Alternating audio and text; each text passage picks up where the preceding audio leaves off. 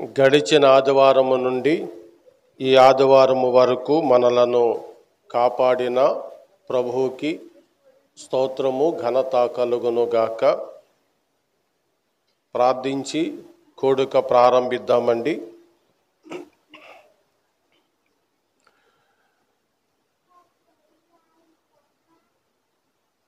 ప్రేమ నమ్మకమైన తండ్రి, మా ఎడల విడవక కృప చూపించుచు ఎబెనేజరవయి గడిచిన దినాలంతటలో కాపాడి ఇంకా ముందుకు కాపాడు దేవుడివై ఉన్నందులకును ఈ ఆదివారపు ప్రభుదినం మాకిచ్చి ఉన్నందులకును పరమందున్న తండ్రి నీకు స్తోత్రములు చెల్లిస్తున్నాం. ఆరాధనకు పాత్రుడవు, స్తుతులకు యోగ్యుడవు. మీ కుమారుని ద్వారా ప్రభురాత్రి భోజనాన్ని జ్ఞాపకము చేసుకోవాలని ఆజ్ఞ ఇవ్వబడి ఉంటుండగా ఆ ఆజ్ఞను నెరవేర్చుటకై కూడి వచ్చితిమి. కూడి ఉన్న మమ్మలను ఇంకను కూడబోతున్న నీ పరిశుద్ధులను మీ ఆత్మతో నింపి సరిచేసి బల దగ్గరికి చేరుకునే భాగ్యము నాకు అనుగ్రహించండి. స్తుతులకు పాత్రుడవు నీవే, స్తోత్రములకు అర్హుడవు నీవే నాయనా. నిన్ను ఘనపరుస్తున్నాం. మా అందరి ఎడల మీ కుమారుని బట్టి చూపించిన ఆ గొప్ప ప్రేమను బట్టి నిన్ను మహిమపరుస్తూ స్తుతిస్తూ యేసుక్రీస్తు ఘనమైన నామములో ఈ కూడుకను ప్రారంభము చేసుకొనుచున్నాము మా పరలోకపు తండ్రి. పాటల పుస్తకములో నుండి 46 నెంబర్. స్తోత్రింతుము నిన్ను మాదు తండ్రి, సత్యముతో ఆత్మతో నిపుడు. శుభము శుభము శుభము నీచుము, హల్లెలూయా ఆమేన్ ఆమేన్. స్తోత్రింతుము నిన్ను మాదు. 49 అండి. కొనియాడి పాడి కీర్తించి వర్ణించెదనిను నా ప్రభువా. కొనియాడి పాడి కీర్తించి వర్ణించెదనిను నా ప్రభువా. పరిశుద్ధుడవు, నీతిమంతుడవు, పాపపు వస్త్రము మార్చిన దేవా. పరిశుద్ధుడవు, నీతిమంతుడా. 119 నెంబర్ అండి. 119 నెంబరు. నా ప్రభువా ప్రేమమయా నిన్ను అనునిత్యమును కీర్తింతుం. నా ప్రభువా ప్రేమమయా నిన్ను అనునిత్యమును కీర్తింతుం. శిక్షకునిలోనయ్యుండా ఆహా శిక్షను నీవనుభవించి, శిక్షకునిలోనయ్యుండా ఆహా శిక్షను నీవనుభవించి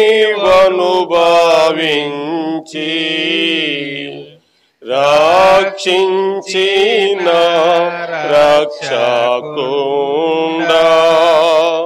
అక్షయ భాగ్యంబు నాకు నాకిచ్చినావా రక్షించిన రక్షకుండా అక్షయ భాగ్యంబు నాకిచ్చినావా నా ప్రభువా ప్రేమమయా నిన్ను అనునిత్యమును కీర్తింతున్ స్తుతి స్తోత్రముల సుమదలముల్ అయ్యా పోసితిని పాదయుగాలం స్తుతి స్తోత్రముల సుమదలముల్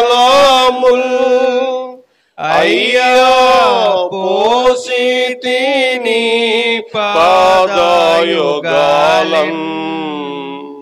గలమెత్తిగా నాము చేతున్ ఘనమైన నా ప్రభువు నీవే అంటంచు గలమెత్తిగా నాము చేతున్ ఘనమైన నా ప్రభువు నీవే అంటంచు.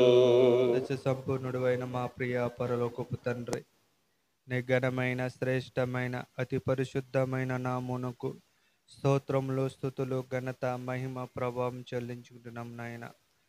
పాపము చేతను అపరాధముల చేతను మేము అందరమును చచ్చిన వారై ఉండగా ప్రభువా తండ్రి, మీ ముద్దుల ప్రియ కుమార్ని తండ్రి ఈ భూలోకానికి పంపి మా పాపముల నిమిత్తం ప్రభువా తండ్రి ఈ భూలోకానికి వచ్చిన విధమును బట్టి మీకే వందనాలు స్తోత్రాలు చెల్లిస్తున్నాం నాయన.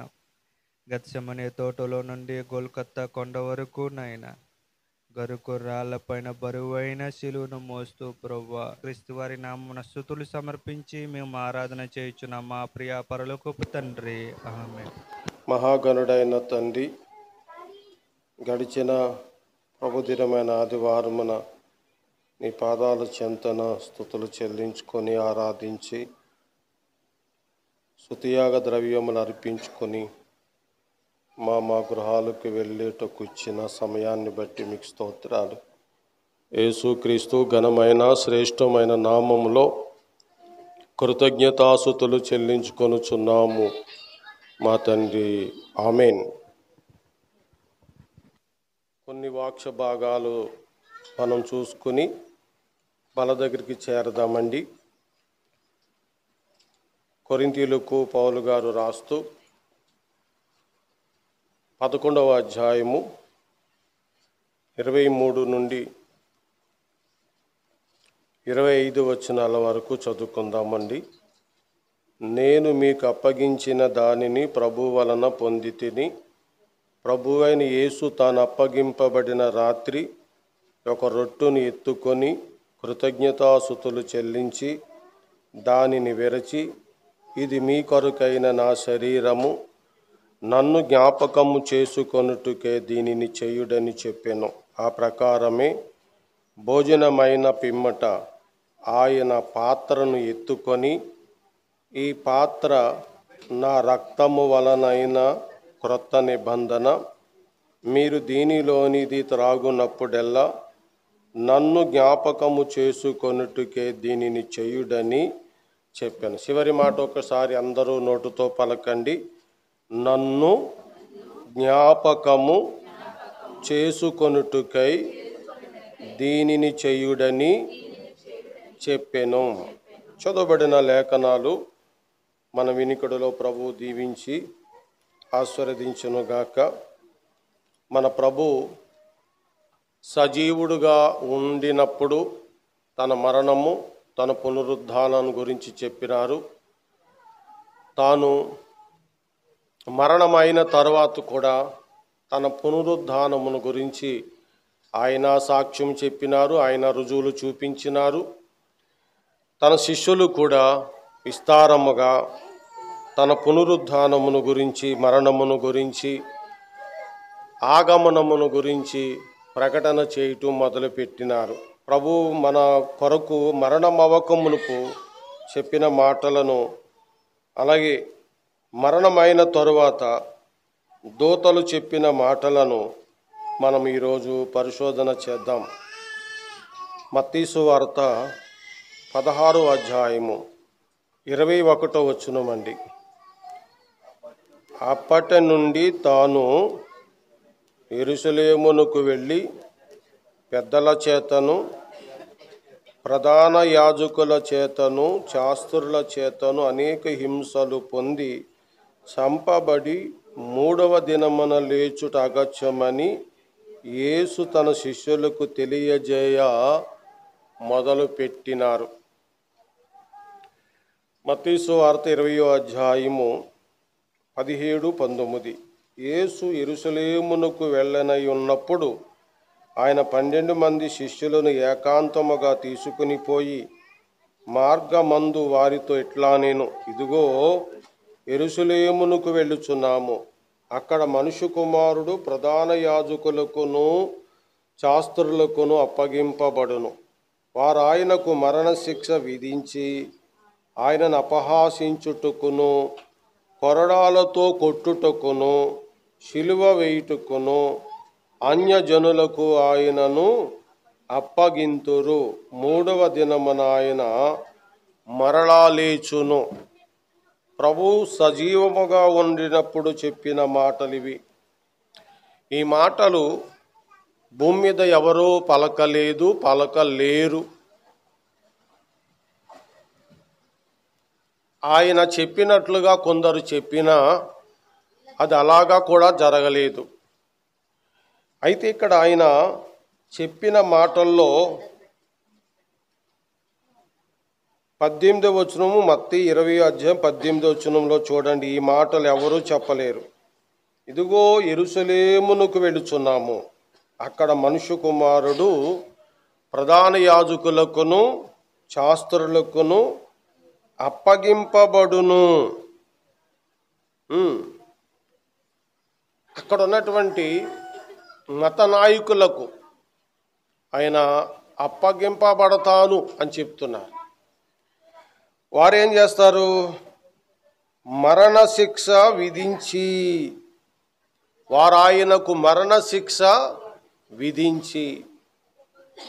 కాబట్టి ప్రభు మాటలు భూమి మీద ఎవరు పలికేవి కావు. ఆయన మన కొరకు అప్పగింపబడకమునుపు నన్ను పట్టుకుంటారు, నేను మరణానికి అప్పజెప్పబడతాను అని చెప్పి తన మరణమును గురించి చెప్పినారండి. 19వ వచనంలో ఆయనను అపహాసించుటకును అన్నారు. మన ప్రభువుకి కొరడా దెబ్బలు కొట్టి బహుగా బాధ పెట్టినారు. తర్వాత అపహాసం చేసినారు. ఆ తరువాత బరువైన శిలువను ఆయన భుజం మీద మోసుకుని తీసుకుని వెళ్ళినారు. ఇది చాలా బాధాకరమైన విషయం. మన కొరకు ఆయన ఇంతగా బాధపడినారు. ఆయన అన్యజనులకు అప్పగింపబడ్డారు. స్వకీయుల వలన అన్యజనులకు, రోమావారికి అప్పజెప్పబడినారు. వారు శిలువ వేసి ఆయనను చంపినారు. 19 చివరిలో ఏమన్నారండి? 3వ దినమున ఆయన మరలా లేచును. ప్రభు బ్రతికుండగానే చెప్పిన మాట, నేను 3వ దినమున తిరిగి లెగుస్తాను అని. లూకాసు వార్త 24వ అధ్యాయము 1 నుండి 9 వచనాల వరకు మీరు చూసుకోవచ్చు. నేను 3వ వచనాంచి చదువుతున్నాను. ప్రభువైన యేసు దేహము వారికి కనబడలేదు. ఎక్కడ కనబడలేదు? సమాధిలో కనబడలేదు. ఆయన ముళ్ళు కిరీటమును ఆయన పిడిగుద్దులను ఆయన భరించి మరణించిన తర్వాత ఆ దేహానికి 150 చేరులు ఎత్తుగలిగిన ఆగరను పూసి ఎవరు పాతిపెట్టని ఒక క్రొత్త సమాధిలో ఆయనని పాతిపెట్టారు. పాతిపెట్టిన వారు 3వ రోజు ఉదయాన్ని రాగా ఆ దేహానికి ఇంకా వారు యూదులు మర్యాద చొప్పున వారు అక్కడ ఏదో చేయాలని రాబోతుంటుండగా ఆ సమాధి రాయి దొర్లించబడింది.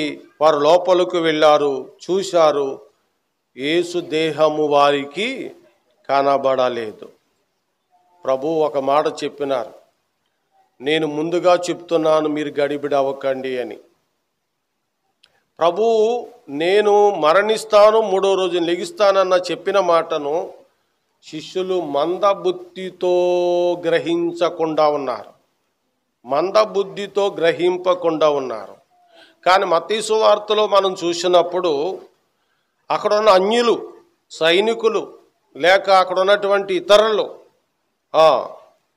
చనిపోయిన తర్వాత, సమాధి అయిన తర్వాత వాళ్ళు ఏమన్నారంటే, అతడు సజీవుడుగా ఉన్నప్పుడు 3వ రోజుని తిరిగి లెగిస్తానన్న చెప్పిన మాట మాకు జ్ఞాపకం ఉంది, కాబట్టి సమాధిని భద్రం చేయండి అని చెప్పడం జరిగింది. కానీ యేసు శిష్యులు మర్చిపోవటము జరిగింది. ఇప్పుడు సమాధిలోనికి వెళ్ళి చూడగా యేసు దేహము వారికి కనబడలేదు. 4వ వచనం చూడండి. ఇందును గురించి వారికి ఏమీ తోచక ఉండగా ప్రకాశమానమైన వస్త్రములు ధరించిన 2 మనుషులు, అనగా దేవుని దూతలండి, వారి యొద్ద నిలబడి ఉండిరి. వారు భయపడి ముఖములను నేలను మోపియుండగా వీరు, అనగా దేవుని దూతలు, వారితోటి ఏం చెప్పారో చూడండి. సజీవుడైన వానిని మీరెందుకు మృతులలో వెతుకుచున్నారు?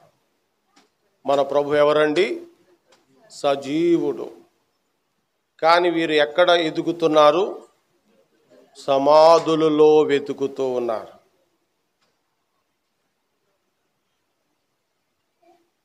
ఎందుకు ఎలా జరిగింది? ఎందుకు వెతుకుతున్నారు? ప్రభు చెప్పిన మాట వారికి ఏమైంది? మతి చెలించిపోయింది, వాళ్ళ జ్ఞాపకము లేదు. చెప్పబడిన మాట గుర్తులేదు గనుక వీరు తెల్లవారుజామును లేచి సమాధి యొద్దకు వెళ్ళారు. ప్రభు మాటను బట్టి కాకుండా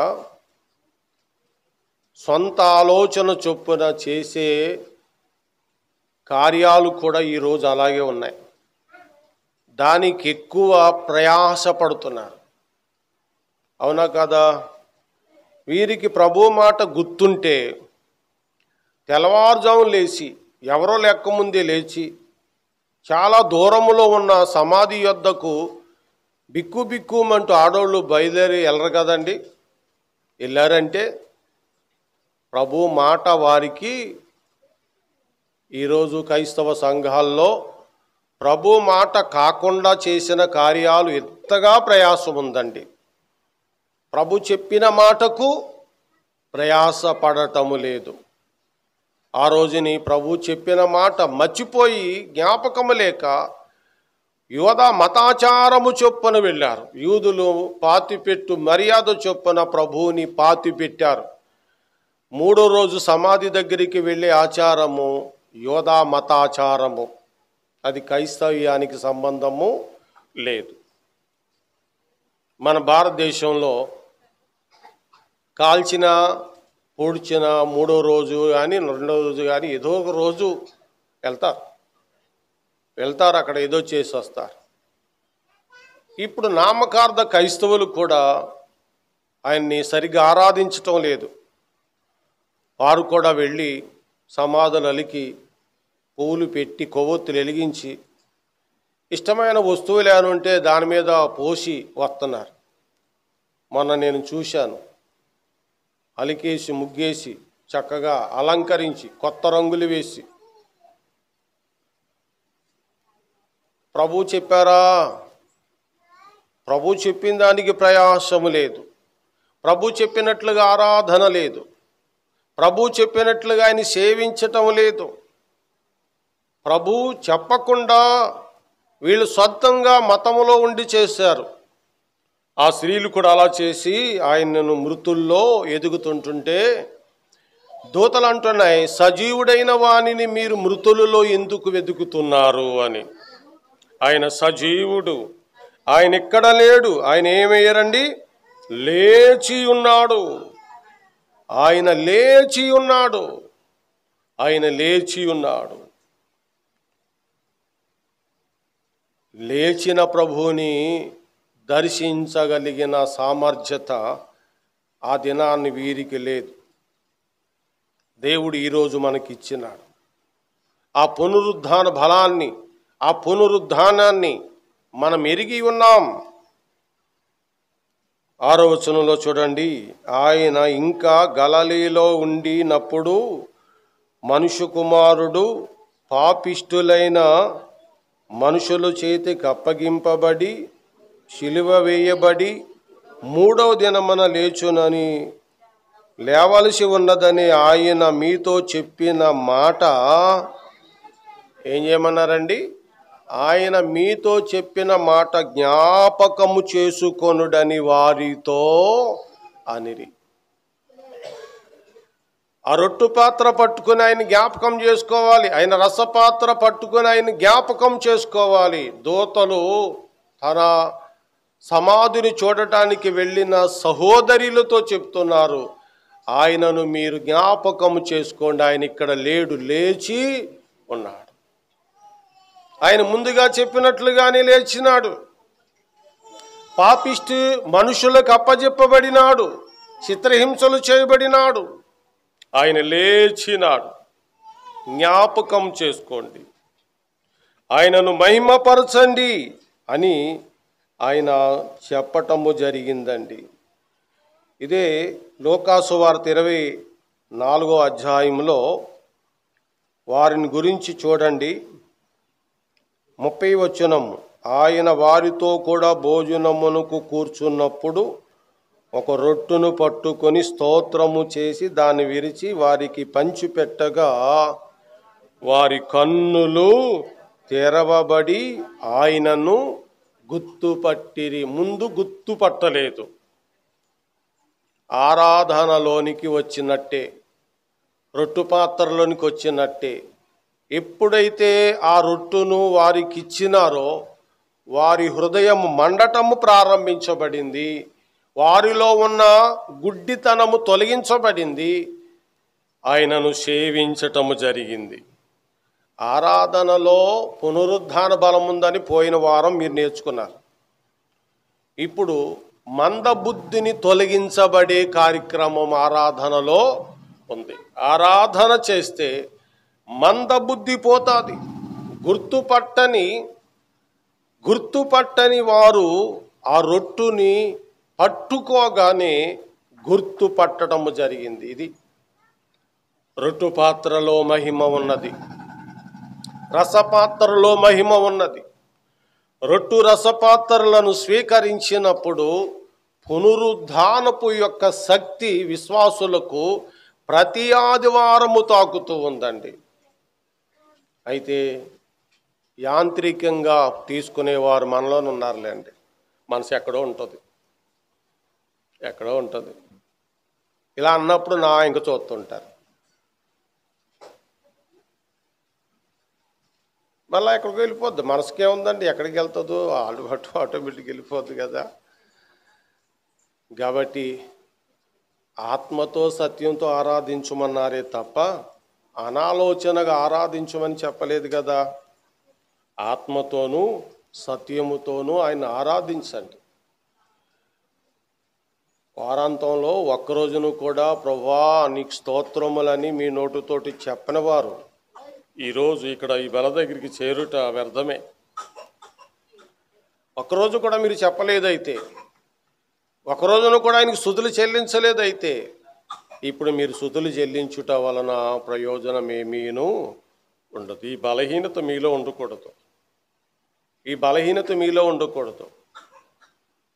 భోజనం చేసినప్పుడు స్తుతులు చెల్లించండి, టీ తాగినప్పుడు స్తుతులు చెల్లించండి, కేవలం బిస్కెట్ తినా దేవునికి స్తోత్రం చెల్లించండి. అవన్నీ మానేసి భోజనాలు చేస్తున్నాం, అవి ఏమీ లేకుండా టీ పానాలు చేస్తున్నాం. అసలు ఉదయాన్నే లేచి దేవునికి స్తుతులు చెల్లిస్తున్నామా? సాయంత్రం స్తుతులు చెల్లిస్తున్నామా? అది యాంత్రికంగా ఉండకూడదు. ఉదయాన్నే లేచావు, నిన్నటి ఉదయాన్నే లేచావు, మొన్నటి ఉదయాన్నే లేచావు, అంతకు ముందు ఉదయాన్నే లేచినావు. ఈ 4 రోజులు నువ్వు స్తుతులు చెల్లించిన విధంలో కొరతదనం లేదు. లేక ఈ 15 రోజులు చేసిన స్తుతులలో క్రొత్తదనం అసలు లేదు. తప్పదు అని దేవానికి స్తోత్రం, తప్పదని నీకు స్తోత్రం. ఒకే మాటలు, ఒకే భావం, కొత్తదనము లేదు. ఎందుకు లేదు తెలుసా అండి? ఇక్కడ చెప్పబడిన ఈ వర్తమానము ఇంటికి పట్టుకెళ్ళకపోతే కొత్తదనం లేదు. ఇక్కడ చెప్పిన ఈ వర్తమానం ఇంటికి పట్టుకుని వెళ్ళి జ్ఞాపకం ఉంచుకొని ఈ ప్రభు దినమందు ఈ రీతిగా ఆరాధనలు చెల్లించినావు, నువ్వు నాకుతో మాట్లాడినావు, నిన్ను మేము జ్ఞాపకం చేసుకున్నామని అమ్మా స్తుతులు చెల్లించకపోతే మీలో క్రొత్తదనము రాదు. మీరు వ్యక్తిగతంగా బైబిల్ చదువుకున్నది గుర్తుపెట్టుకుని, నాయన గడిచిన రాత్రి పడుకోకమునుపు నువ్వు నాతో మత్తయి సువార్తతో మాట్లాడావు, మార్కు సువార్తతో మాట్లాడావని పొద్దున్న జ్ఞాపకం చేసుకోనకుండా క్రొత్త మనస్సుతోటి, క్రొత్త వాక్ష జ్ఞాపక శక్తితోటి నువ్వు స్తుతులు చెల్లించకుండా నువ్వు నడిచిపోతున్నప్పుడు యాంత్రికంగా వెళ్ళిపోతున్నావే తప్ప అందులో కొత్తదనం లేదు. గనుక ప్రభువుకి అది అంగీకారముగా ఉండదు. నీకైతే తృప్తి అవుతుంది, నేను ప్రార్థన చేసుకుని వచ్చాను అని. ఆ ప్రార్థనలో ఆయనకి అంగీకారమైనది లేనప్పుడు నువ్వు తృప్తిగా ఉండినను ఆయన నీ మీద నూతన వాత్సల్యతను చూపించలేడు. ఆయన నీ మీద నూతన మమకారం చాలా ఉన్నాయి, అవన్నీ చూపించలేరు. కాబట్టి యాంత్రికంగా నువ్వు జ్ఞాపకం చేసుకోవటము కాదు, ప్రతి ఉదయమున క్రొత్తదనముగా ఆయనను నువ్వు జ్ఞాపకం చేసుకొని ఆయన ఆరాధించి ఈ ప్రభుదినమైన ఆదివారపు సమయానికి అలా ఆరాధన ఇంటికాడ చేసి రావాల్సిన వారు మీరు. అలా వచ్చినట్లయితేనే ఈరోజు ఈ రొట్టు ద్రాక్షారస పాత్రలు ప్రభు దగ్గర మీరు తీసుకున్నట్టు మీతో పలంగా ఆయన కూడా పక్కన ఉండి మీతో కలిసి విరుస్తున్నట్టండి. లేని ఎడల, అలా జరగని ఎడల మీరే విడుస్తున్నారని అర్థం. తలలు వంచండి, ఆయన జ్ఞాపకం చేసుకోండి.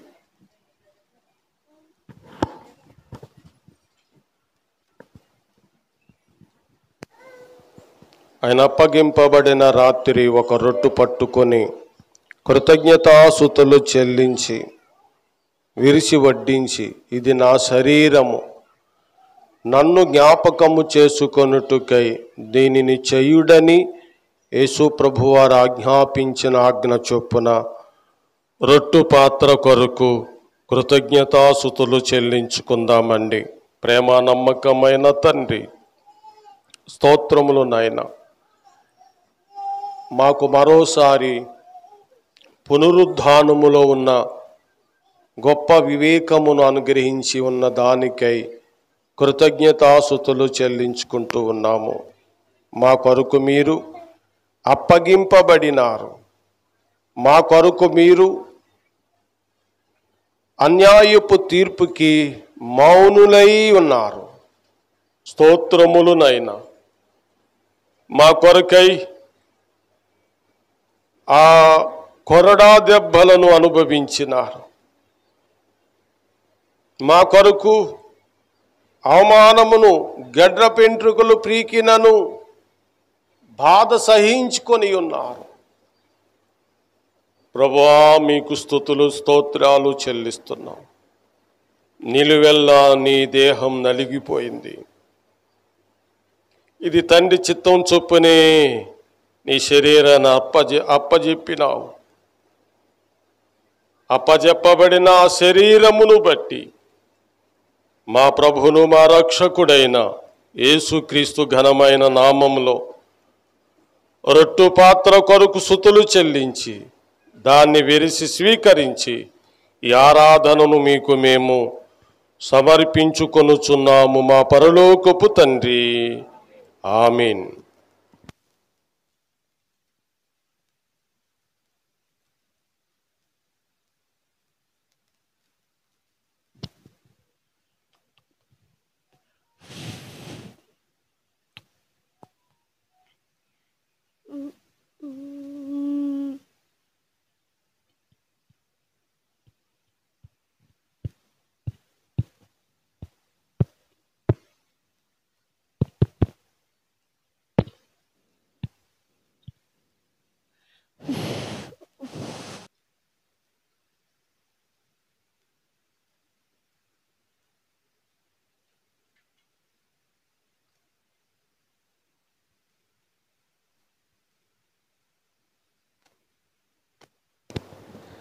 ఆ ప్రకారమే భోజనమైన పిమ్మట ఒక పాత్ర ఎత్తుకొని, ఈ పాత్ర నా రక్తం వలన క్రొత్త నిబంధన, దీనిలోని మీరు త్రాగున్నప్పుడల్లా నన్ను జ్ఞాపకం చేసుకున్నట్టుగా చేయుడని చెప్పాను. ఆమేన్. రసపాత్ర కొరకు స్తుతులు సమర్పించుకుంటాను. కృపా సత్య సంపూర్ణుడు అయిన మా ప్రియ పరలోకపు తండ్రి, నీ ఘనమైన శ్రేష్టమైన అతి పరిశుద్ధమైన నామమునకు స్తోత్రములు, స్తుతులు, ఘనత, మహిమ, ప్రభావం చెల్లించుకుంటున్నాం నాయన. పాపం మాది, అపరాధములు మాయి నాయన. అలాంటి పాప భారాన్ని ప్రభువా మీ ముద్దుల కుమారుడు తండ్రి ఆ కల్వరి శిలువలో భరించారు నాయన.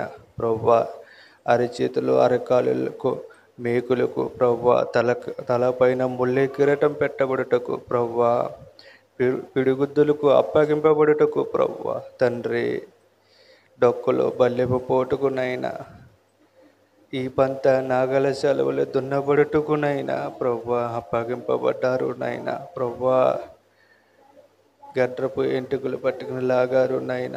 ప్రభువా తండ్రి హేళన చేశారు నాయన, అవమానాలు చేశారు నాయన, ఉమ్మి వేశారు నాయన. ప్రభువా తండ్రి వీరేమి చేస్తున్నారు, వీరెరుగరు కనుక వీరు క్షమించమని గొప్ప మహిమగలన మాటలు పలుకారు నాయన. పూజనీయుడవన తండ్రి, మహోన్నతుడా, మహాగణుడ, తేజోమయుడవన తండ్రి వందనాలు నాయన.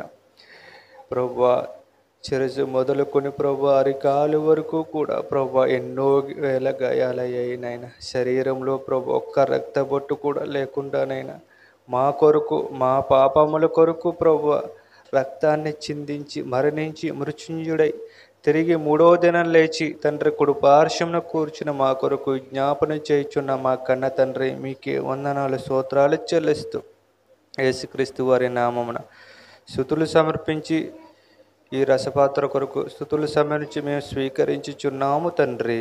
ఆమేన్.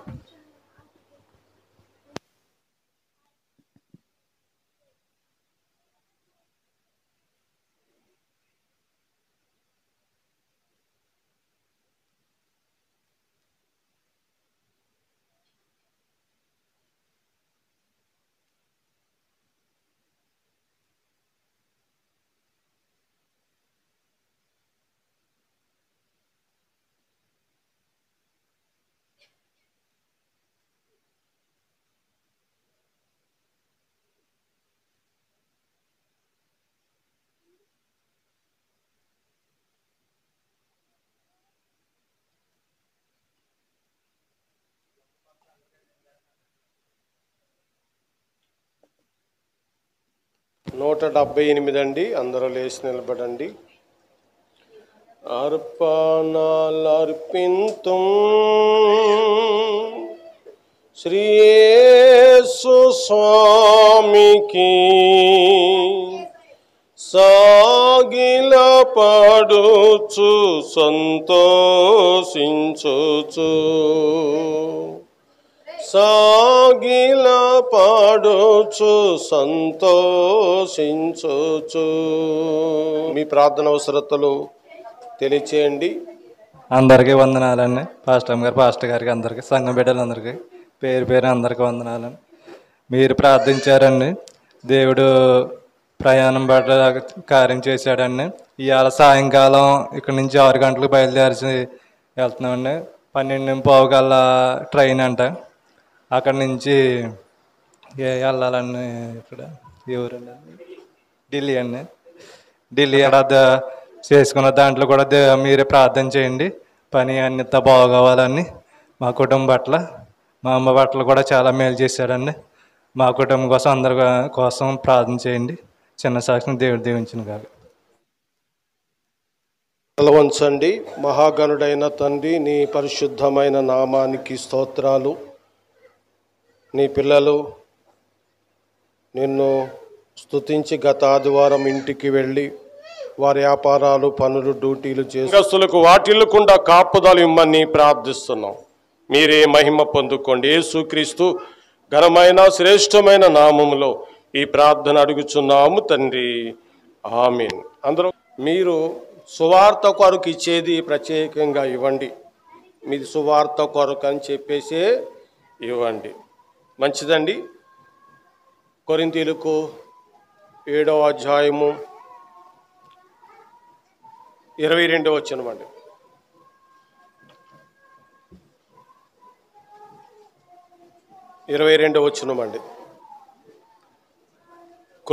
మొదటి కొరింథీ 7:22 అండి.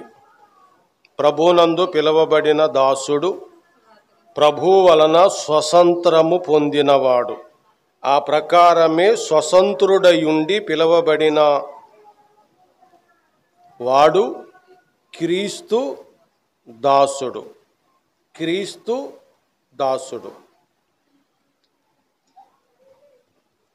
ఈ వచ్చిన భాగాన్ని దేవుడు మన వినికిడిలో దీవించును గాక.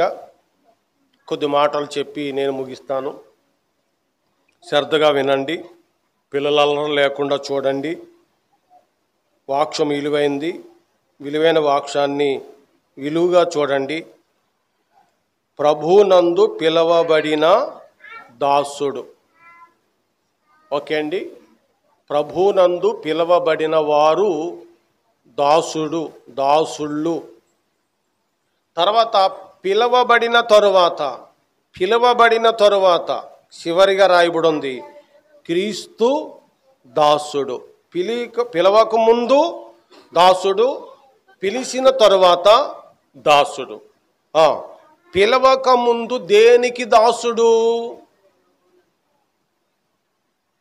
పిలవక ముందు దేనికి దాసుడు? ఆదికాండము 4వ అధ్యాయము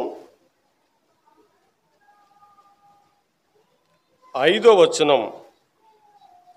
కయీను అతని అర్పణను ఆయన లక్ష్య పెట్టలేదు కాబట్టి కయీనుకు మిక్కిలి కోపము వచ్చి అతడు తన ముఖమును చిన్నుబుచ్చుకొనగా.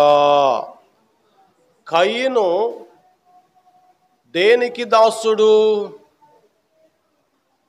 కోపమునకు దాసుడు.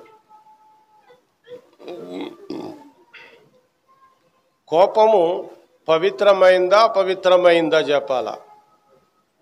అపవిత్రమైంది కాదు, పవిత్రమైందే. కోపపడుడు గాని పాపము చేయకూడదు. కోపము పవిత్రమైంది. దేవుడు తన ప్రజల మీద అనేక సార్లు కోపగించుకొని రాసినారు. పవిత్రముగానే. ఎందుకు? తన పిల్లలు బాగుగా ఉండాలని. కోపము మంచిదే, కానీ అదుపు తప్పితే కోపము చెడ్డది. కయీను కోపము చెడ్డ కోపము. కయీను దేనికి దాసుడు? కోపమునకు దాసుడు. కోపమునకు దాసుడు. యెహోవా తాను ప్రేమించు వారిని గద్దించి శిక్షించును. పాటలో, ప్రార్థనలో, ప్రసంగంలో, జీవితంలో ఇలా నడుస్తున్నారు, ఇలా నడవకూడదని చెప్పిన మాట ఏమైందంట? కృష్ణ గారికి కోపము ఎక్కువ. ఏంటి కోపాలు? అది పవిత్రమైందో అపవిత్రమైందో విన్నారులేండి, చాలామంది విన్నారు. ఇన్నోళ్ళు కూడా సహకరించారు, అవునులే అన్నారంట. కాబట్టి బలవంతులుగా సాగిపోతూ ఉన్నారు. కానీ పవిత్రమైన కోపమే కయ్యనలాగా ఎవరినైనా కొట్టి చంపేశానా?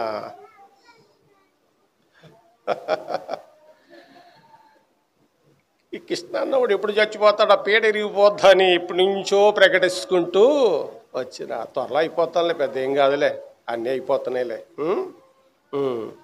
కాబట్టి కయ్యను దేనికి దాసుడు చెప్పండి? కోపానికి దాసుడు. ఆరాధనలో ఉన్నాడు, అర్పణలో ఉన్నాడు, అన్నిటిలో ఉన్నాడు. ఆ బలియాగం చేయటంలో కొంత అట్టుకొచ్చాడంటండి. ఎంత అట్టుకొచ్చాడు? కొంతకాలమైన తర్వాత. అప్పటికే ఎబేలు బలులు ఇచ్చేస్తూ ఉన్నాడని అర్థం అండి. చదవండి అక్కడ చూడండి, అక్కడ చూడండి 3వ వచనం. కొంతకాలమైన తరువాత, 4వ అధ్యాయం 3వ వచనం. కొంతకాలమైన తరువాత. ఎండనే రావాలి కదా. ఎంత అట్టుకొచ్చాడు? రైట్. కొంతకాలమైన తర్వాత ఎంత అట్టుకొచ్చాడు? అర్థమైందమ్మా? కొంతకాలమైన తర్వాత కొంత అట్టుకొచ్చాడంట. 2వ వచనంలో ఎబేలు ఏమో గొర్రెల కాపరి, కయనేమో భూమిని స్వేచ్ఛపరుచువాడు. 4వ వచనం ప్రారంభంలో ఎబేలు కూడా తన మందలో తొలుచూలును పుట్టిన వాటిలో ఎలాంటి తట్టుకొచ్చాడు? రైట్. కయ్యను పెద్దోడు కదా, ముందాజ్ఞ కయ్యనికి ఇవ్వబడింది. కయ్యను ముందుగా పంటలు ప్రారంభించాడు, పెద్దోడు కాబట్టి అన్నీ చేస్తూ మొదలుపెట్టాడు, అతనికి కూడా ఆజ్ఞ ఇవ్వబడింది. కానీ కయ్యను చాలా కాలము పంట పండించుకుంటూ ఇవ్వకుండా చిన్నవాడు పెరిగి పెద్దోడయి చిన్నవాడికి మందలు విస్తరించబడి చిన్నవాడికి చెప్పిన రోజుని మాత్రమే పట్టుకొచ్చాడంటండి. క్రొవ్విన వాటిని హెబేలు దేవునికి దహన బలిగా పట్టుకొచ్చిన రోజుని అతడు కూడా కొంతకాలం అయిపోయినప్పటికీ కొంత అట్టుకొచ్చాడు. కాబట్టి ఆ అర్పణ అంగీకరించబడలేదు. హెబేలు అర్పణ అంగీకరించబడింది. ఆయన దేనికి దాసుడు అదే చూపించాడు. అతడు దేనికి దాసుడండి? కోపమునకు దాసుడు. దేవునికి దాసుడు కాదు, దేవునికి దాసుడు కాదు. కాబట్టి పెద్దవాడై ఉండి ఎప్పుడో ఆరాధించవలసిన వాడు, ఎప్పుడో సేవించవలసిన వాడు, చిన్నవాడు పెరిగి పెద్దోడయి గొర్రెలు సంపాదించుకున్న తర్వాత అతడు తెచ్చిన సమయాన్ని తెచ్చుకొని దేవుడు తన అర్పణ అంగీకరించినప్పుడు ముఖాన్ని ఎలా పెట్టుకున్నాడండి? ఆయన పెట్టుకున్నాడు. జాగ్రత్త, జాగ్రత్త. ప్రభు సన్నిధిలో నువ్వు ఎలా ఉన్నావో జాగ్రత్త. కయ్యనుకున్న కోపం ఎలాంటిదండి? మిక్కిలి కోపం. మిక్కిలి కోపస్తుల్ని ఈ రోజున ప్రపంచము ఒక మాట చెప్పింది తెలుసండి. మిక్కిలి కోపస్తుల్ని ప్రపంచం ఏమంటుందంటే ఉగ్రవాదులు, టెర్రరిస్టులు. మిక్కిలి కోపస్తులు వాళ్ళు ఏమంటుంది? ఉగ్రవాదులు. అందుకనే వారికి వారుగా చచ్చిపోతారు, వారు చంపేస్తారు, వారు చచ్చిపోతే ఇతరుల్ని చంపేస్తారు. ఉగ్రవాదులు. కయ్యను అలాంటి వాడు కాబట్టి కయ్యను ఎవరిని చంపినాడండి?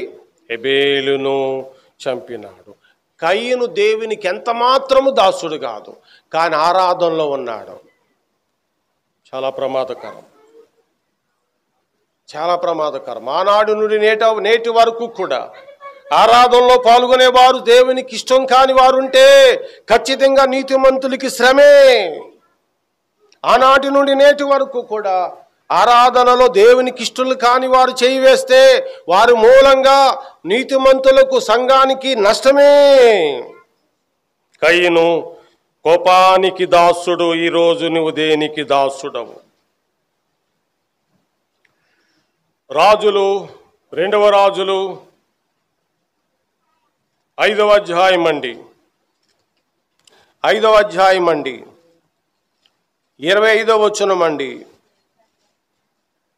25వ వచనం అండి 2వ రాజుల 5:25. అతడు లోపలికి పోయి తన యాజమానుని ముందర నిలవగా ఎలీషా వానిని చూసి, గెహాజీ, నువ్వెచ్చట నుండి వచ్చితివని అడిగినందునకు వాడు, నీ దాసుడునైన నేను ఎచ్చటికి నీ పోలేదనెను.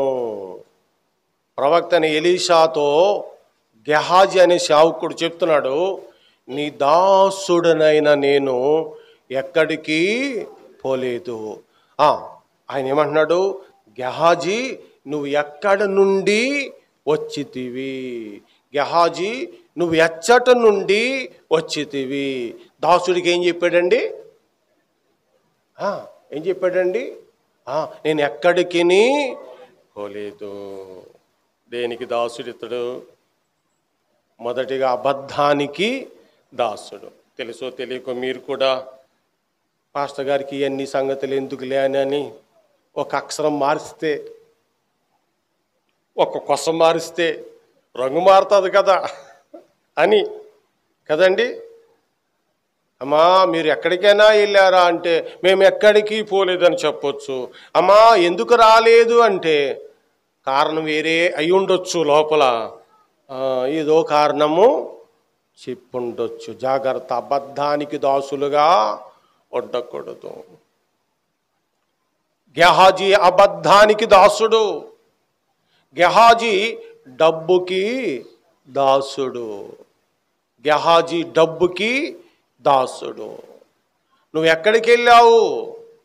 నయమానుని వెంబడించుకుంటూ వెళ్ళాడు. వెళ్ళేమన్నాడు? నువ్వు ఇచ్చేవి తీసుకోవటానికి మా యాజమానుడికి మనసు లేదు, ఇప్పుడు మనసు వచ్చింది, ఇప్పుడు ఇమ్మన్నాడు అని అన్నప్పుడు నయమాను వెళ్ళిపోతున్నవాడు ఆగి గుర్రము దింపి వెండి, బంగారము, పట్టు వస్త్రాలు అన్నీ మూటగట్టి గెహాజీ గాడిద మీద వేసి పంపించేశాడంటండి. అవి చక్కగా గాడిద మీద మోసుకొచ్చి అవి ఒక పక్కన పెట్టేసి ఏ మెరగిన వాడిలాగా ఎలీషా ప్రవక్త దగ్గరికి వచ్చి నుంచున్నప్పుడు ఎక్కడి నుంచి ఎక్కడికి వెళ్ళి ఎక్కడికి వస్తున్నావు అని అడిగితే నేను ఎక్కడికి భలే చెప్తారని కొంతమంది. నేను ఆశ్చర్యపోతాను. నువ్వు ఖచ్చితంగా అబద్ధం ఆడేవని నాకు తెలుసు. నేనేం మాట్లాడండి, ఎందుకంటే నాతో మాట్లాడిన మాట ప్రభు వింటున్నాడు. భలే చెప్తారు. అబద్ధాలు చెప్పటంలో నైపుణ్యత ఉంది. నాలిక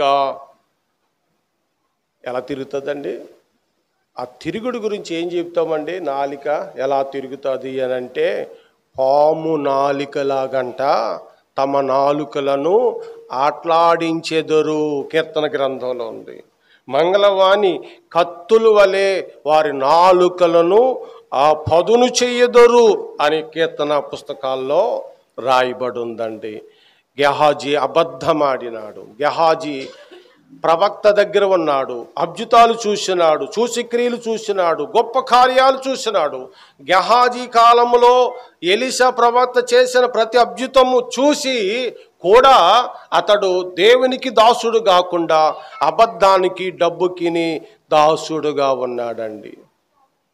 నువ్వు ప్రభువు పిలవక మునుపు దేనికి దాసుడుగా ఉన్నావో అదే ఇంకా దాస్యత్వంలో ఉన్నావేమో ఈరోజు చూసుకోవండి.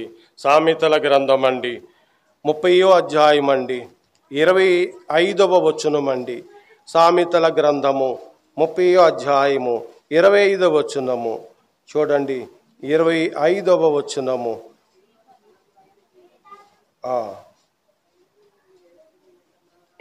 ఇది సీమలు కాదు కానీ ఇక్కడ ఒక మాట ఇక్కడ దాటాను. ఇక్కడ మట్టికి మూర్ఖుడు అనే మాట ఉంటుంది చూడండి. మూర్ఖుడు దేనికి దాసుడు అంటే మూర్ఖతకు దాసుడుగా ఉంటాడని రాయబడిన మాట మనము చూస్తున్నామండి. కాబట్టి మూర్ఖతలో మనం ఉండకుండా జాగ్రత్త పడవలసిన వారమై ఉన్నామండి. చూడండి 10 వచనంలో కనపడుతుంది ఒక మాట, దాసుని గురించి వాని యాజమానితో కొండెములు చెప్పకము. 30వ అధ్యాయము 10వ వచనంలో దాసుని గురించి వాని యాజమానితో కొండాలు చెప్పేవాడు అంతే కదండి, మూర్ఖుడుగా పరిగణించబడుతున్నాడండి. కాబట్టి మూర్ఖతకు దాసుడుగా నువ్వు ఉండకూడదు.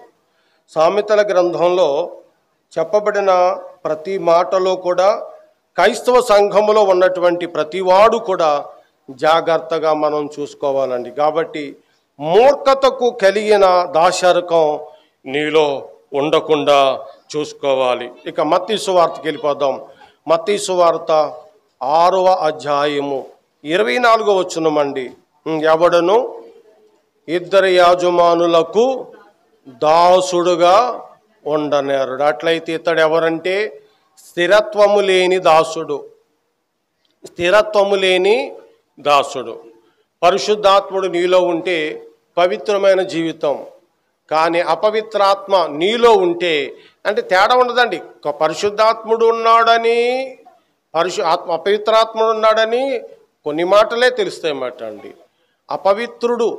అపవిత్రాత్మ నీలో ఉంటే రాయబడి ఉంది, కప్పల వంటి ఆత్మ అన్నారండి. కప్ప ఏం చేద్ది? ఇక్కడ ఉంటుంది, మళ్ళా ఇక్కడి నుంచి అక్కడికి ఎగురుతుంది, మళ్ళీ అక్కడ ఉంటుంది, అక్కడి నుండి ఇంకో చోటకి ఎగురుతుంది. కాబట్టి ఇక్కడ ప్రభు చెప్తున్నాడు, ఎవడను ఇద్దరు యాజమానులకు, చూసారండి, ఎవడను ఇద్దరు యాజమానులకు దాసుడుగా ఉండనేరడు. అతడు దాసుడే కానీ దేనికి దాసుడో తెల్దాం, అంతే కదండి. దేవునికి దాసుడుగా ఉన్నానని చెప్తున్నాడు, దేవునికి దాసుడు కాదు. అలాగే డబ్బుకి దాసుడుగా ఉన్నానని చెప్తున్నాడు, డబ్బుకి దాసుడు కాడు. ఇదే మాట లోకాలు ఏమన్నారంటే ఒకే వరలో 2 కత్తులు దూరవు అన్నాడు. 2 కత్తులు దూరం, ఒక కత్తే పెట్టాలి, ఒకడికే దాసుడుగా ఉండాలి. నువ్వు దేవునికి దాసుడువా, సిరికి దాసుడువా? ఎవరో ఒకళ్ళకే దాసుడుగా నువ్వు ఉండాలి. ఇద్దరికి దాసులుగా ఉండనేరు. జాగ్రత్త. మనము ప్రభు యొద్దకు పిలవబడక మునుపు దేనికి దాసుడుగా ఉన్నావో ఆలోచన చేసుకోండి. మత్తయి సువార్తలోనే 25వ అధ్యాయములోను 26వ వచనములో చూడండి, 26వ వచనములో చూడండి, ఇలా అన్నారు, అందుకు ఆయన అతని యజమానుడు వానిని చూసి సోమరివైన చెడ్డదాసుడా. ఎవరండి ఈయన? సోమరి. ఈ సోమరి యాజమానుడితోటి ఏమని చెప్తున్నాడు? నువ్వంట ఇత్తు చోటను కోయివాడు కాదట. 24లో ఉంది. నువ్వు కఠినుడు. ఎవరితోటి? తలాంతిచ్చిన వానితో నువ్వు 24 వచ్చిన నువ్వు కఠినవుడు అని నేను ఎరుగుదును అంటున్నాడు. ఏ దాసుడు ఇతడు?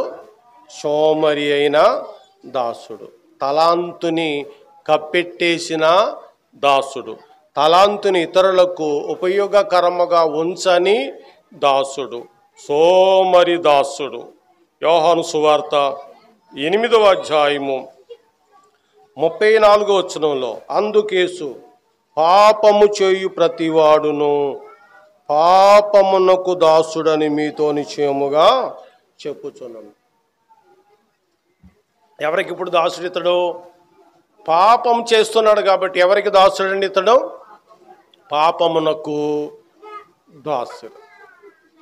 ప్రియులారా, పాపమునకు దాసుడు. కయ్యను కోపమునికి దాసుడు, గెహాజీ డబ్బుకు దాసుడు, మూర్ఖతకు దాసుడు, స్థిరము లేని దాసుడు, సోమరువైన చెడ్డదాసుడు, పాపమునకు దాసుడు. 2వ పేతురు 2వ అధ్యాయం 19వ వచనములో అన్నిటికీ దాసుడు అని రాయబడి ఉందండి. అన్నిటికీ దాసుడే. జాగ్రత్తగా గమనించండి. ఈ పేతురు 2వ పేతురు 2వ అధ్యాయము 19వ వచన భాగం చూడండి. తామే భ్రష్టత్వమునకు దాసులయుండి అట్టివారికి స్వతంత్రమిత్తుమని చెప్పుదురు. ఒకడు దేని వలన జయింపబడునో దానికి దాసుడగును గదా అన్నాడు.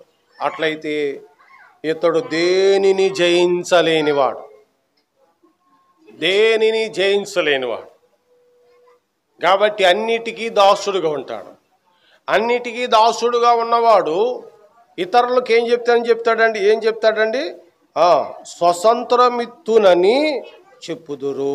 తామే భ్రష్టత్వమునకు దాసులయుండి ఇట్టివారికి స్వతంత్రమిత్తుమని చెప్పుదురు. కానీ అతడు దేనికి దాసుడంటే అన్నిటికీ దాసుడు. మనసును పెడితే నేను మీకు కొన్ని సాక్ష్యాలు చెప్తానమాట అండి. అదేంటంటే గతించిన శనివారం, గత వారంలో శనివారం రన్ ఫర్ జీసస్ చేశారు. మన ఈ రేవిలో నుండి మలిక్పురం గాంధీ బొమ్మల దాకా పరుగులు తీశారు. ఏసు కొరకు పరుగులు అని, ఏసు కొరకు పరుగులు తీశారు. తెల్ల ప్యాంటు, తెల్ల షర్టు, తెల్ల ఏయో పెట్టుకుని నడిచారు. సరే, చాలా సంతోషం. ఏసు కొరకు పరుగెట్టావు, చాలా సంతోషం. తర్వాత మరలా ఒక పండుగ వచ్చింది. అదే పరుగులు తీసిన వారు అదే వాళ్ళ బండ్లకి సైలెన్సర్లు తీసేసి మళ్ళా మేము దీనికి దాసులమని ఊరంతా గొగ్గోలు పెట్టినారు. మీ సేవకుడికి కంట్లో పడ్డాడు ఒకడు. గతంలో చెప్పాను. అది కాకుండా రీసెంట్గా మొన్ననే నా కంట్లో పడ్డాడన్నమాట.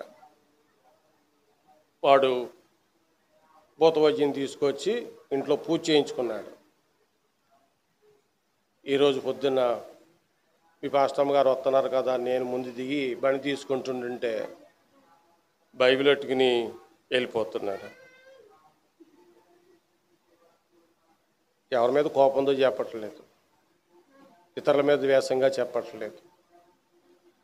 అసలు దేనికి దాసుడు నాకు అర్థం కావట్లేదు. అంతే కదండి. ప్రభువు మీద నమ్మకం లేదు, భూత వైద్యుల మీద నమ్మకం ఉంది. గడిచిన శుక్రవారం రాత్రి జరిగించుకున్నాము. ఈరోజు ఆదివారం పొద్దున్న బైబిల్ పట్టుకుని మందిరానికి వెళ్ళిపోతున్నాం. నా దృష్టిలో ఆయన యేసు ప్రభుని మరలా సిలువేశాడు. చాలా ఘోరం అటండి.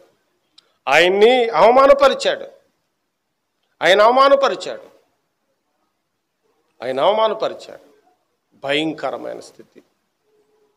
ఎందుకండి అలా చేయటం? ఎందుకండి ఇలా చేయటం మళ్ళను?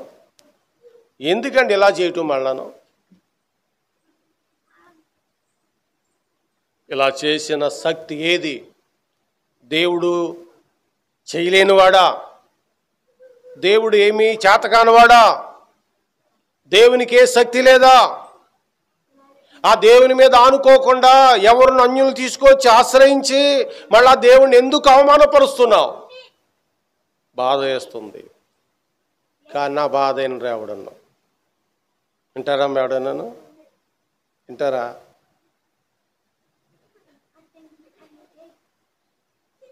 కాబట్టి తాము భ్రష్టత్వములో ఉండి సువార్త ప్రకటించి మీకు విడుదల కలిగిస్తామని చెప్తారంటండి.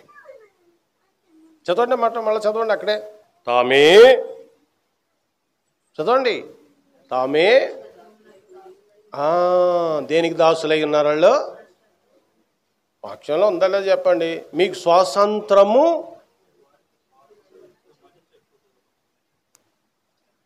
ఏంటి? నిజానికి అది విడుదలవుతారంటారా?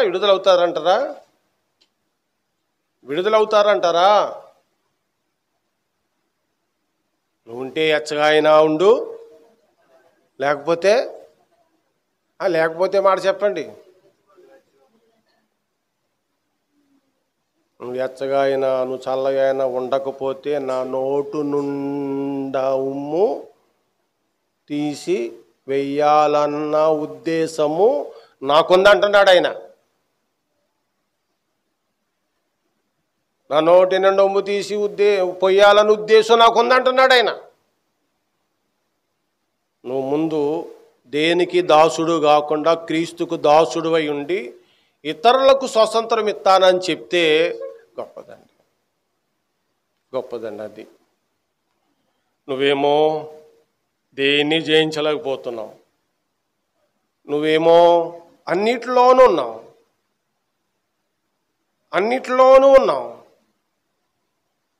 నువ్వు అన్నిటిలోనూ పాల్గొంటున్నావు.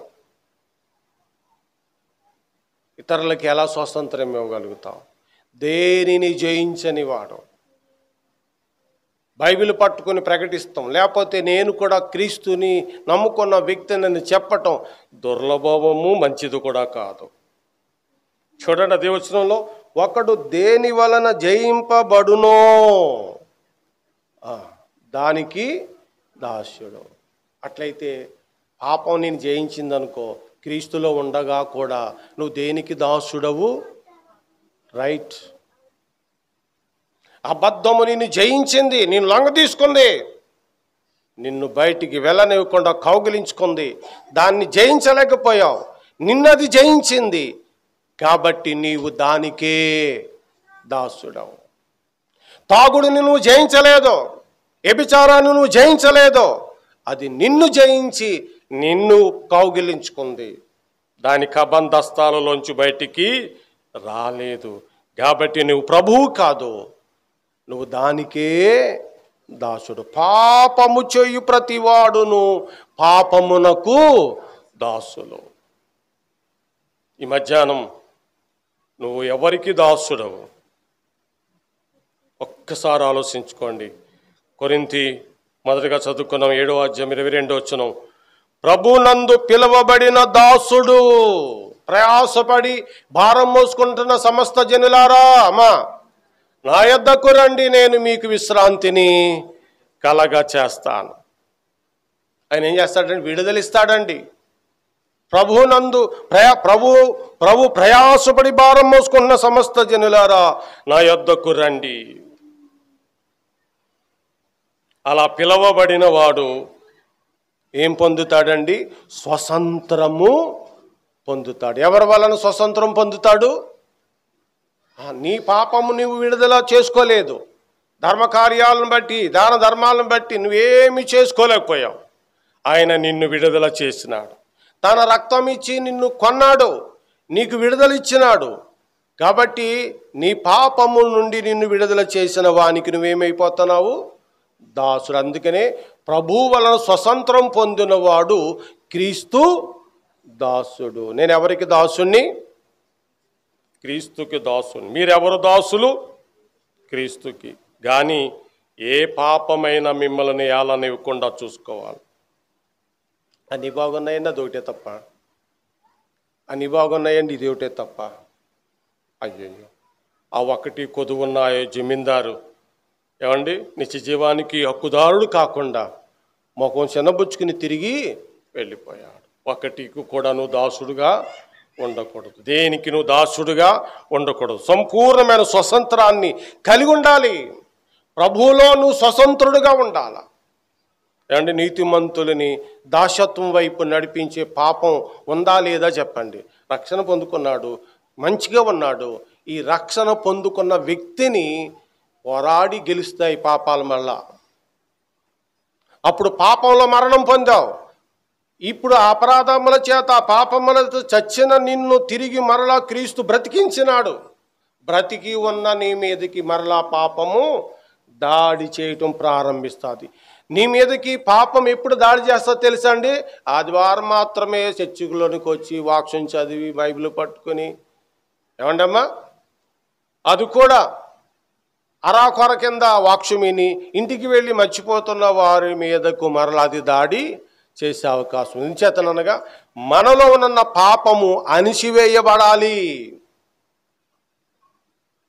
దానికి మరలా జీవము రాకూడదు. ఉదాహరణకి మీకు మత్తయి సువార్తలో ఉన్న మాట మీకు తెలుసు.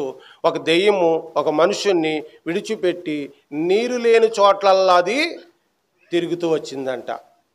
ఏమి లేని చోట అండి? నీరు దేనికి గుర్తు? వాక్యానికి. వాక్యము లేని వారు ఎక్కడున్నారో అక్కడికి వెళ్ళి ఎదుగుతూ వచ్చిందంట. దానికంట ప్రతి ఇల్లు వాక్యంతో ఉందంట. ఇప్పుడు చాలా వాక్యాలు ఉన్నాయి వీళ్ళందరిలోనూ. అసలు నేను విడిచిపెట్టిన ఇల్లు ఎలా ఉందో వెళ్ళి చూసొద్దాం ఒకసారి అని మరలా వచ్చిందంట. వచ్చేటప్పటికి అప్పుడు మంచి భక్తిలో ఉన్నాడు ఈయన. ఏసు అంటే ఏసే, ఏసు కొరకు ప్రాణమైనా ఇస్తాను అని చెప్పినప్పుడు ఈ పాపం విడిచిపెట్టి వెళ్ళిపోయింది. ఇప్పుడు మరలా అసలు అతను ఎలాగొన్నాడు అని చూసేటప్పటికట అంత ముందున్న ఆత్మతో లేడు, ఇప్పుడు ఫస్ట్ ఆత్మతో లేడు. ఇప్పుడు ఎలా ఉన్నాడు? ఇల్లంట, హృదయం అంట ఊడ్చి అమర్చి ఉందంట. కానీ కుర్చీలన్నీ పెట్టున్నాయి, కానీ ఇందులో ఎవరునో ఉన్నవాడు ఏమయ్యాడు? లేడు. ముందు వచ్చినోడు ఏమయ్యాడు? లేడు. ముందున్నవాడు హృదయంలో ఉన్న యేసుక్రీస్తు ఇప్పుడు ఏమయ్యాడు? లేడు. కానీ ఏం చేస్తున్నాడు? ఏసునామామే ఏసునామామే భజన చేస్తున్నాడు, యేసు భజనే. కానీ లోపల లేడు. కాబట్టి దెయ్యమంట వెళ్ళి తనకంటే చెడ్డమైన 7 దెయ్యాలను రా, ఈ పట్టువాడిని మాత్రం మన దగ్గర ఉంచుకోవాలి, మళ్ళా యేసు వచ్చి లోపల కూర్చోటానికి వెళ్ళలేదు అని చెప్పేసి అన్నీ వచ్చి ఇళ్ళో పెట్టాడు. ఇప్పుడు ఇంతకుముందు ప్రభువు నమ్ముకోకముందే బాగున్నాడు, ఇప్పుడు ఎలా ఉన్నాడు? ఏం చేసింది? పాపం ఇతన్ని జయించింది. ఎవరిని జయించింది? క్రీస్తు దాసుణ్ణి పాపము జయించింది. ఎంత ప్రమాదమో చూడండి. కయీను జయించింది, ఇస్కరియోతు యూదాని జయించింది, గెహాజీని జయించింది. వాళ్ళందరూ కూడా ఒకప్పుడు భక్తిమంతులే, తర్వాత వారి స్థితి మంచిదిగా లేదు. నువ్వు నిన్ను దేన్ని జయిస్తాదో దానికే నీవు దాసుడు. ఈరోజు మీరు రోమాపత్రికలో ఒక మాట చూడండి, ఈ మాటలు చూసి ఆలోచన చేయండి. రోమాపత్రిక 8వ అధ్యాయం 2వ వచనం అండి. క్రీస్తేసునందు జీవమునిచ్చు ఆత్మ యొక్క నియమము పాప మరణముల నియమమును నుండి నన్ను విడిపించింది. అది పాప మరణముల నియమము నుండి నన్ను విడిపించిన నియమం. ఇక చాలా రిఫరెన్సులు ఉన్నాయి, నేను ఆపేస్తున్నాను. నువ్వు పరిశుద్ధుడిగా ప్రభువు నిన్ను తీర్చినాడు. నువ్వు తిరిగి దేనికి లోబడి దాన్ని జయించకుండా ఉండకూడదు. నిన్ను గనక ఏ పాపము ఏలకూడదు, ఏలితే నువ్వు దానికే దాసుడు, కానీ ప్రభువుకి నీవు దాసుడవు ఎంతో మాత్రము కాము. కాబట్టి రూపాంతరం పొందండి, ప్రభువులో శక్తిమంతులుగా ఉండండి. ప్రభా నీవే నన్ను ఏలు అని నీలోనున్న పాపము సిలివేసుకుని బ్రతకండి. అంటే మెల్లిమెల్లిగా మారచాలనుకున్నారు కొంతమంది. మెల్లిమెల్లిగా మార్పు ఏమి ఉండదు, మెల్లిమెల్లిగా మార్పు ఉండదు. మెల్లిమెల్లిగా ఒక గర్భిణీ స్త్రీ బిడ్డ వత్తూ ఉన్నాడు అనుకోండి, తల్లి బతుకుతుందా? చెప్పండి.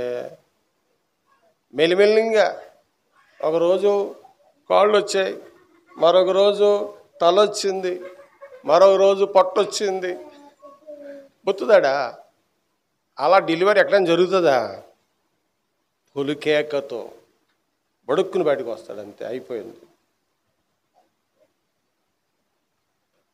ప్రభువుని నమ్మిన వారు అప్పుడే మార్పు పొందాలి. ఎప్పుడో లేదు లేదు లేదు, ఫలితం లేదు. తలలు వంచండి. ప్రేమ నమ్మకమైన తండ్రి, దినాన్న నీ బిడ్డలు దేనికి దాసత్వంగా ఉన్నారన్న ప్రశ్నలు వేసినారు, నాకు వేసినారు. ఇక్కడున్న మేమందరం కూడా మీకు దాసులుగానే బ్రతికి మీ దాసత్వంలోనే చచ్చిపోయే వారంగా ఉండేలాగా సహాయం చేయండి నాయనా. మమ్మల్ని తిరిగి ఏది ఆలనివ్వకుండా, మమ్మల్ని ఏది చెరపట్టకుండా, మమ్మల్ని ఏది లోపరుచుకోకుండా మా చుట్టూ మీ దూతల కావలి ఉంచండి. ఈరోజు కూడి ఉన్న ప్రియులందరినీ మీ రక్తధారల ప్రభావంతో నింపి దీవించమని యేసుక్రీస్తు ఘనమైన శ్రేష్టమైన నామంలో ఈ ప్రార్థన అడుగుచున్నాము తండ్రి, ఆమేన్. ఆశీర్వదించుము దేవా, ఆశీర్వదించుము ప్రభువా. ఆమేన్. మన తండ్రి అయిన దేవుని దయ, ప్రభునేసు క్రీస్తు కృప ఇప్పుడు మరెల్లప్పుడు సదాకాలము తోడయుండి నడిపించును గాక. ఆమేన్. అందరికీ ప్రేమ వందనాలు.